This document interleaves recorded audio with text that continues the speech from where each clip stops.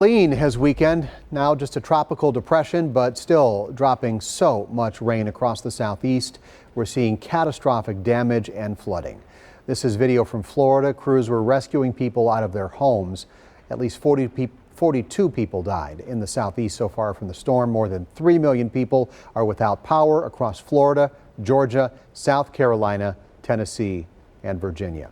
Lighthouse reporter Ryan Jenkins has spent the day talking with people from Wisconsin who are on the ground there helping the relief efforts. He joins us now in studio with a look at those efforts. Ryan. And Steve, the Red Cross says they have deployed 14 Wisconsinites to the areas impacted by the storm. They tell me they have many more standing by. I spoke with Dave Nelson, who has already been deployed, and with Pastor Daniel Sims from Waukesha, who says his team is ready to assist as well. I stopped at a rest area, and as you can probably see behind me, all the trees are down. Milwaukee native Dave Nelson is a volunteer with the American Red Cross of Wisconsin. He's one of more than a dozen who have already been deployed to help with relief efforts in the aftermath of Hurricane Helene. For me personally, it's just kind of helping each other.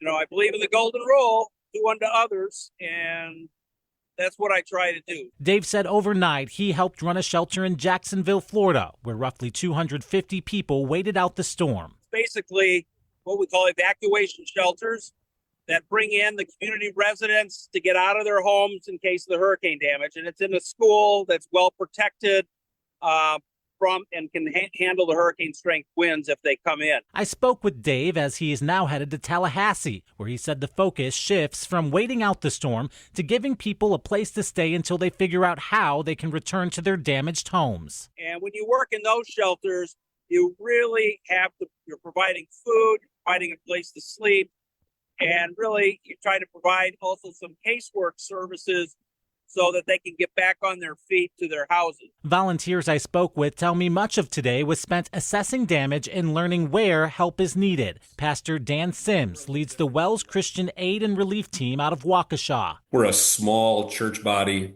based out of Wisconsin, which means we can kind of go where we have congregations and can assist people through those congregations. His teams have trailers that are kept in Pewaukee that can respond full of things like chainsaws, personal protective equipment, and generators for people in need.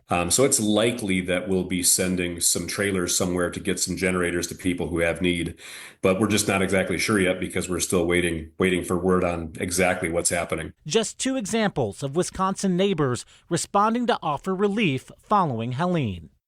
And going further in depth tonight, the Red Cross tells us it has established disaster relief operations across Florida, Georgia, and the Carolinas.